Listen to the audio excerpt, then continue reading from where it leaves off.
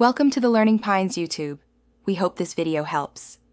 You start by selecting the numbers you want to add. This saves time and prevents mistakes.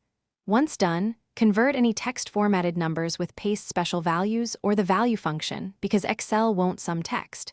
Make a table Ctrl+T if your list will grow. Tables auto-expand and keep formulas accurate. Also glance at the status bar for a quick sum. It confirms selection. Now, position the active cell where you want the total and get ready to enter the formula.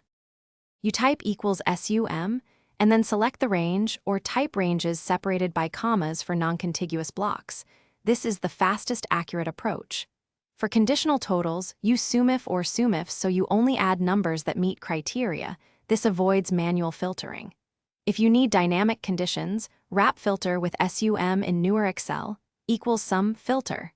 Once entered, press Enter. Make sure calculations are set to automatic so totals update when values change.